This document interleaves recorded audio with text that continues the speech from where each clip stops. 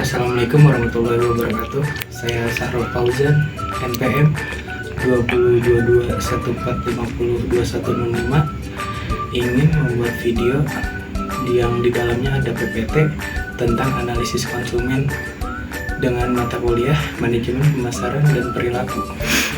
Enjoy the video. Pembahasan 1, ada peran riset dan analisis konsumen dalam strategi pemasaran. Yang kedua, ada kerangka kerja analisis konsumen. Yang ketiga, ada tingkatan analisis konsumen. Dan yang keempat adalah analisis konsumen dan strategi pemasaran. Peran riset dan analisis konsumen dalam strategi pemasaran. Consumers affect and connection behaviors environments. Lanjut ke consumer research and analysis, lanjut ke marketing strategi development, lanjut ke marketing strategi implementation. Lanjut ke kerangka kerja analisis konsumen, ada consumers affect and connection, lanjut ke consumer behavior, lanjut ke consumer environment. Di dalamnya ada marketing strategi. Kerangka kerja analisis konsumen, consumer affect and cognitive. Affect atau afektif merupakan perasaan konsumen akan rangsangan dan aktivitas-aktivitas di sekitar mereka. Afektif berkaitan dengan emosi seperti marah, cinta, pernyataan perasaan seperti puas dan tidak puas, suasana hati, serta perilaku dan sikap. 5 karakteristik dasar efektif Peter dan Olson 2010 yaitu sebagian besar bersifat reaktif, sedikit pengendalian secara langsung, terdapat ciri dan fisik, merespon secara virtual terhadap berbagai macam rangsangan. Secara umum, reaksi efektif adalah hasil pembelajaran. Lanjut di consumer affect and cognitive, jenis-jenis respon efektif. Type of effective response, emotion specific, mood evaluasi. Level of psychical arousal, higher arousal and activation, lower arousal and activation, intensity or strength of feeling stronger than weaker. Example of positive and negative effect: joy, love, fear, guilt, anger, warmth, affliction, satisfaction, disgust, sadness, alert, restless, calm, blue, listless, bored, like, good, favorable, dislike, bad, unfavorable. Kerangka kerja analisis konsumen, consumer affect and cognitive. Cognitive yaitu pengetahuan atau hasil pikiran seseorang tentang sesuatu yang mereka percayai dari sisi mental. Kognitif merupakan atau menunjukkan proses dan struktur mental yang dilibatkan dalam berpikir, memahami dan menginterpretasikan rangsangan dan peristiwa di sekitar mereka. Kognitif merupakan proses berpikir secara sadar. Sistem kognitif berfungsi untuk memproses pemahaman, mengevaluasi, merencanakan, memutuskan, dan berpikir. Consumer affect and cognitive. Implikasi pemasaran. Yang pertama ada efektif dan kognitif. Merupakan hasil dari sistem yang terpisah namun saling berkaitan. Efektif dan kognitif merupakan komponen kunci kepuasan konsumen. Memahami efektif dan kognitif konsumen dapat membantu pemasar membangun brand image, mendesain produk, merancang iklan, dan layout toko.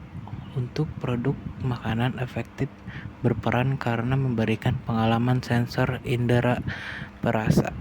Sistem efektif bereaksi secara berkelanjutan pada pengetahuan kognitif, dan sistem afektif berekreasi secara kuat mempengaruhi keputusan. Consumer behavior. Overt consumer behavior, perilaku konsumen yang terlihat, adalah respon atau tindakan konsumen yang dapat diamati dan diukur. Perilaku merupakan faktor kritikal untuk strategi pemasaran karena dapat menghasilkan keuntungan. Kesuksesan strategi pemasaran tergantung pada kemampuan untuk terus memantau serta mengamati perubahan perilaku konsumen. Consumer environment. Yang pertama, lingkungan konsumen menunjuk pada hal-hal eksternal konsumen yang dapat mempengaruhi konsumen berpikir, merasakan, dan melakukan sesuatu.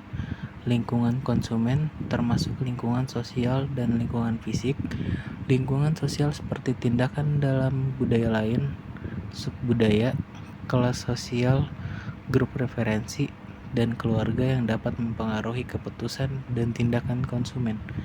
Lingkungan fisik terbagi menjadi dua jenis, yaitu lingkungan spesial seperti layout toko, posisi toko, produk, program, komunikasi, pemasaran, serta interior desain, dan lingkungan non-spesial seperti waktu, cuaca, dan pencahayaan.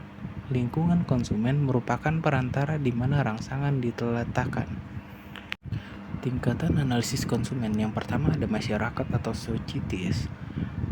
Terdiri dari perubahan kepercayaan dalam masyarakat akan membuat perubahan pada perilaku masyarakat tersebut. Yang kedua ada industri, analisis hubungan perusahaan dan pesaingnya terhadap konsumen dalam industri yang sama. Pada level industri, perubahan pada kognitif, afektif, dan perilaku dapat menjadi ancaman produk yang sudah ada dan dapat juga menjadi peluang bagi pengembangan produk agar lebih konsisten dan memiliki nilai baru. Yang ketiga ada segmen pasar, yang keempat ada individual konsumen. Analisis konsumen dan strategi pemasaran, segmentasi pasar dan positioning. Proses segmentasi pasar. Yang pertama analisis hubungan antara konsumen dan produk, dilanjutkan identifikasi dasar segmentasi dan mengembangkan positioning produk, lanjut memilih strategi segmentasi, dan terakhir merancang strategi bauran pemasaran. Selanjutnya masih analisis konsumen dan strategi pemasaran, segmentasi pasar, dan positioning. Ada proses segmentasi pasar, analisis hubungan antara konsumen dan produk, ada menganalisis faktor efektif, kognitif, dan perilaku lingkungan yang terlibat dalam proses konsumsi dan keputusan pembelian pada produk tertentu. Ada 3 pendekatan yang digunakan: brainstorming, focus group, dan penilaian sekunder. Analisis konsumen dan strategi pemasaran, segmentasi pasar dan positioning. Proses segmentasi pasar, identifikasi dasar segmentasi, penentuan dasar segmentasi dapat menggunakan dimensi variabel segmentasi. Dimensi segmentasi menurut Coulter dan Keller 2016, geografi, demografi, psikografi, perilaku, dan atribut individual. Dimensi segmentasi menurut Peter dan Olson 2010, keuntungan psikografi, atribut individual, dan situasi demografi. Masih di analisis konsumen dan strategi pemasaran, segmentasi pasar dan positioning. Proses segmentasi pasar mengembangkan positioning produk. Tujuan utama positioning produk adalah membentuk citra produk tertentu pada pikiran konsumen. 5 strategi positioning. Yang pertama ada positioning berdasarkan atribut, positioning berdasarkan penggunaan, positioning dengan berdasarkan pengguna produk. Lanjut ada positioning berdasarkan kelas produk, dan yang terakhir positioning berdasarkan pesaing. Masih di analisis konsumen dan strategi pemasaran, segmentasi pasar dan positioning. Proses segmentasi pasar, memilih strategi pasar segmentasi dan 4 alternatif strategi segmentasi. 1 ada perusahaan memutuskan untuk tidak memasuki pasar. Perusahaan memutuskan untuk menjadi pemasar massal. Perusahaan memutus hanya melayani satu segmen, dan yang terakhir perusahaan memutus melayani lebih dari satu segmen dan merancang strategi pemasaran yang berbeda untuk setiap segmen. Kriteria segmentasi efektif terukur, substansi, dapat diakses, berbeda, dan dapat ditindaklanjuti. Masih di analisis konsumen dan strategi pemasaran, Perilaku konsumen dan strategi produk. Afektif dan kognitif, kepuasan dan ketidakpuasan merupakan faktor yang sangat dipertimbangkan dalam strategi produk. Perilaku terhadap produk. Kontak terhadap produk berkaitan dengan kebiasaan dalam proses belanja di toko retail, lokasi produk di toko, evaluasi produk, lalu keambil dan bayar. Berbagai cara untuk meningkatkan kontak terhadap produk, for example, pinjam produk dari teman dan menggunakannya, giveaway, dan menggunakan dummy. Perilaku konsumen dan strategi produk. Perilaku terhadap produk, brand loyalty, consumer commitment, high dan low, single dan multiple. High ada brand loyalty, single dan multiple-nya ada variety seeking, low repeat purchase behavior dari single dan multiple-nya derivative varied behavior. Perilaku terhadap produk, brand loyalty ada like usage, brand loyalty, have usage, dan variety seeking. Dari kiri atas ada brand loyal like user, kanan atas ada brand loyal have users, dan kanan bawah brand indifferent have user, dan kiri bawah brand indifferent like user. Analisis konsumen dan strategi pemasaran. Perilaku konsumen dan strategi pemasaran. Lingkungan produk. Lingkungan produk menunjukkan pada stimulus yang berkaitan dengan produk yang diketahui dan diingat konsumen secara jelas. Lingkungan produk yaitu atribut produk dan kemasan. Analisis konsumen dan strategi pemasaran. Perilaku konsumen dan strategi produk. Strategi produk ada tujuan strategi produk dalam jangka panjang dan jangka pendek.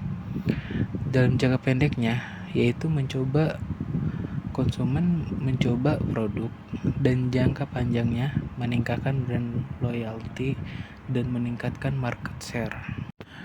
Masih di analisis konsumen dan strategi pemasaran. Perilaku konsumen dan strategi produk. Strategi produk.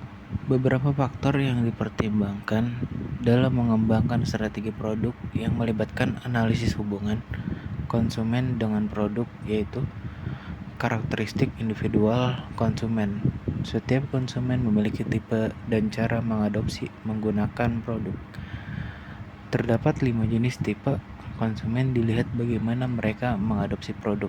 Yang satu ada innovators, early adopters, early majority, late majority, dan laggards. Analisis konsumen dan strategi pemasaran. Perilaku konsumen dan strategi pemasaran ada karakteristik produk.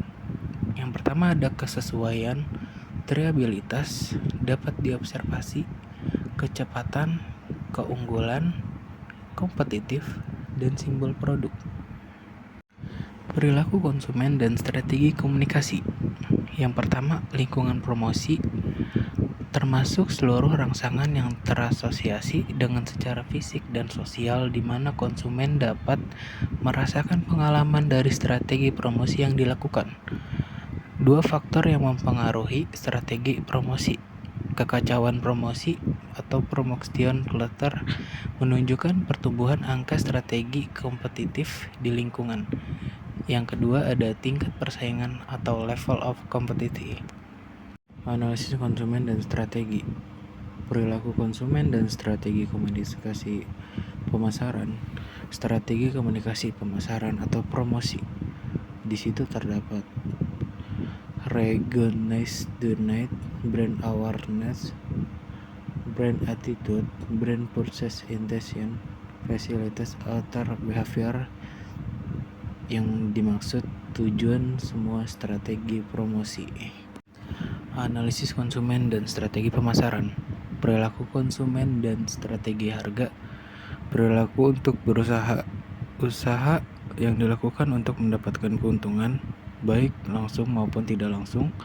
Apapun yang dibeli dipersepsikan sebagai suatu nilai yang terbaik bagi konsumen daripada sejumlah biaya yang harus dikeluarkan. Analisis konsumen dan strategi pemasaran. Perilaku konsumen dan strategi harga. Perilaku harga, ada akses keuangan. Yang pertama, uang tunai, buku cek, kartu kredit, non tunai sampai bertahap. Ada transaksi tunai, kartu kredit, cicilan, cek, transfer, dan online. Terima kasih yang sudah menonton video ini. Semoga videonya bermanfaat. Saya pamit undur diri. Wassalamualaikum warahmatullahi wabarakatuh.